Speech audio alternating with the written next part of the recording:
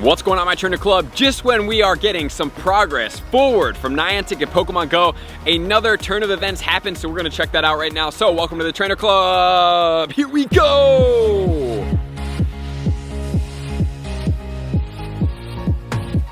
Welcome back, everybody. Let me know in the comments below, how are you guys doing on Ultra Bonus Unlock week number 2? How do you guys feel about Niantic's situation right now? I'm sure that a lot of people are sitting on edge right now a little bit, all the way until September 1st, which is going to be when we expect a response. So I am hopeful. For the first time, hopeful. So I hope that my hopeful thoughts do come into reality. I am a little bit more of a positive person. Sometimes maybe I overlooked some reality. Not gonna lie to myself, sometimes I do that. But at the same time, I am hopeful, and hopefully they do reach out to some community leaders, at least some of the YouTubers or some of the hardcore players or anybody out there that is really in the trenches with Pokemon Go, because I think that is going to be monumentally important to develop a relationship, and not just have a relationship, but listen to calm feedback so that we can make the game better together. So that's what this video is about. What this video is about is going to be about Shiny Heracross. So here goes the breakdown. So Shiny Heracross is coming out for the first time ever in Pokemon Go right now. It's out. It's in raid battles. You guys did hear me talk about it in my top tips video of the event, which you can check out up here. If you guys are playing free to play, obviously you can just walk to the raids and do them.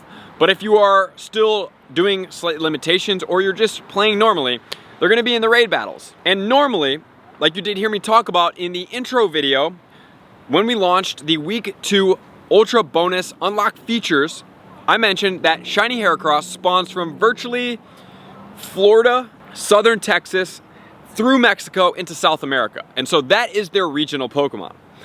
However, there were some notes that there wasn't really any Shiny Heracross spawning from some of the players that were playing there, including JT Valor, shout out to you, man, as well as FLW Videos. I did see this information from them, that there was not any of these Pokemon spawning.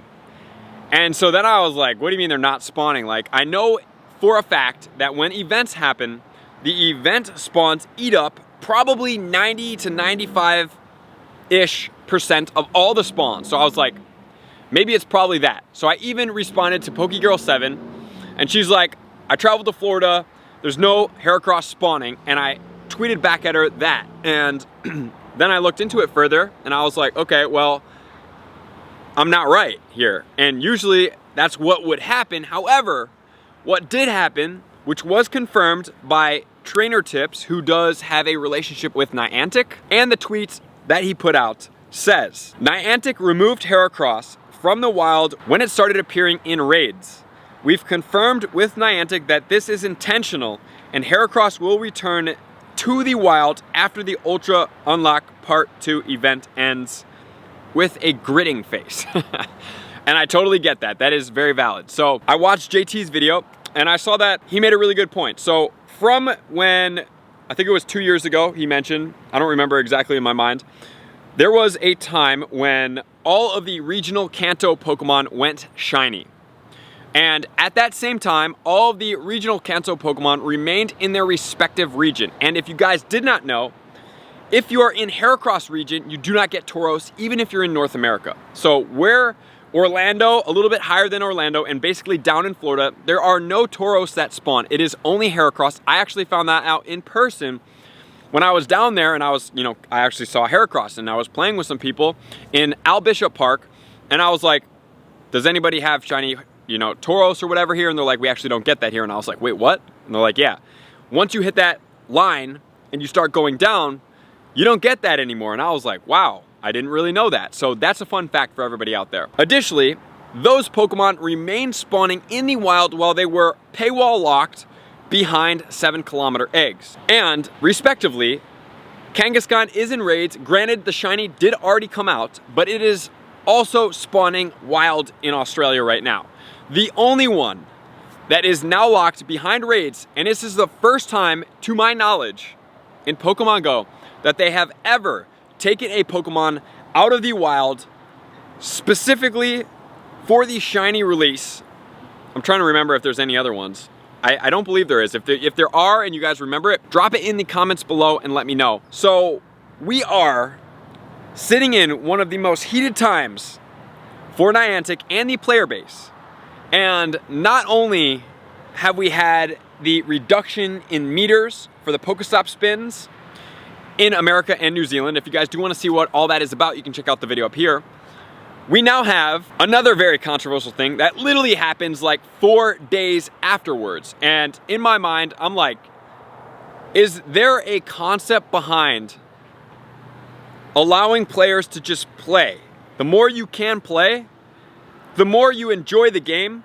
The more you enjoy the game, the more willing, able, and increased desire to spend money on said game. It's just a fact of abundance. If you play the scarcity game, which is going on right now, which is, I am going to make this thing rare so you can or maybe can't get it, right? So when you start playing that scarcity game, you start kind of like toying with people's emotions, you start dangling shiny carrots for people to try to get to. It starts putting resentment in the minds, hearts, and wallets of your participants. It always happens. Like, how much enjoyable is it if Heracross is spawning in the wild for me and then all of a sudden they're like, nope, you can't have it right now. Granted, it's only a 10-day period, so for me personally, I was thinking honestly about traveling during this time. I was like, I'm gonna go to South Texas and I'm gonna play for Shiny Heracross and try to get those event spawns and make a video about it. Luckily, I didn't book anything. And to JT's defense, he was in Cancun, Mexico, came back a little bit early because Shiny Heracross was coming out, and there was no communication, and I think that's the biggest thing. So if they are now changing that when event shinies come out that are regional spawns, I actually think it's kind of fair. But you have to communicate that. You can't just go and say, hey, we're not gonna do this, we're not gonna tell you, we're just gonna let it happen. It's like, dude, I don't even understand like why that would even be a thing at this point. We're talking about communication. We just literally had a hashtag go over like trending #2 behind Taylor Swift to be able to get that to them on communication, and now it's going back further. So I'm not one here to judge. I personally, you know, if that was going on for me, I'm a lot more of an accepting person, but I totally get why people are feeling that way, especially because 2 years ago, when they felt a little slanted when all the other regionals had shinies out, they were not able to get it, and they were like thinking, oh, well, when Heracross comes out and it's paywalled behind 7-kilometer eggs or raids or whatever it is, we'll be able to participate, but they couldn't, and they can't right now. So I totally get that, and if there was just the decision, you don't have to actually make the decision to start changing this stuff, even though it's messed up. But if you just put out the communication that, hey, from now going forward, every time we release a new regional that is not fair to the entire community base, everybody agrees that's probably fair, right? That's a fair statement. We are only gonna leave it outside of the event until the event ends. Totally get it. That makes sense. But for you to just remove it, not tell anybody, let people find out, and then obviously maybe or maybe not respond to it, I don't think is really the ethical way to go about your game. And this has been a constant thing with Pokemon Go, something that doesn't surprise me. Obviously I was like, what? What? Bro, what are you talking about, man? But there's been hundreds of whats for me throughout my career. And like I said, unfortunately, the Niantic community and their management choose to communicate like this, or maybe it's Pokemon's doing, or maybe it's Nintendo's doing. I don't know. I can't speak on all that, but it just doesn't really sit well with the player base, and it doesn't really seem like it's something congruent that is looking for the best interests of the players. There's nothing better than having good communication, even if there's backlash, to make sure you're transparent in what you're doing.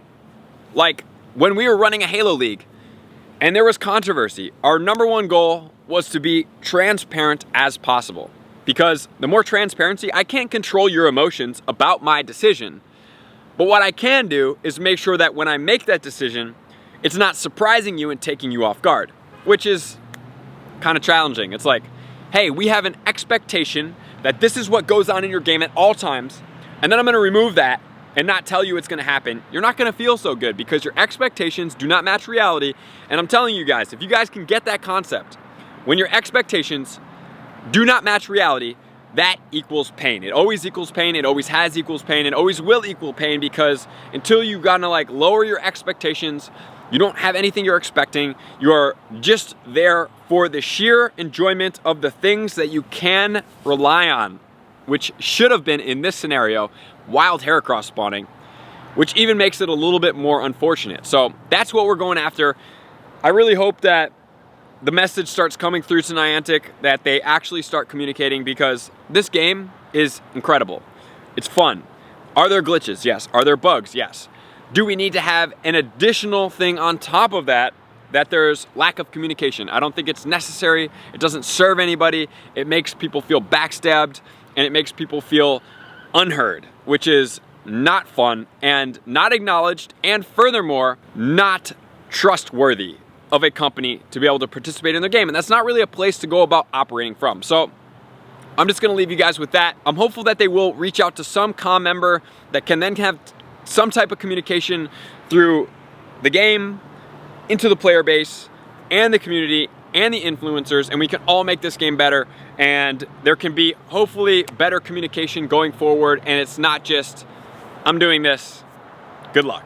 And I think furthermore, I don't usually talk about this in my video, but there are things such as spoofers, people that choose to modify GPS locations to be able to have personal gain in the game. And that is basically the only thing that's guaranteed to get you striked. You get 3 strikes or banned.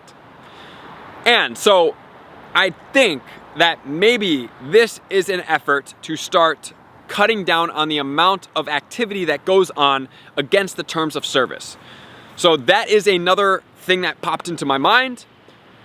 At the same time, it just is what it is. I wouldn't take away things because of other things. Like, I've always talked about this for Pokemon Go. It always seems like they are choosing their resources to go after things that don't really matter that much. Like, focus all your resources on making the game amazing, and everybody's gonna play normally.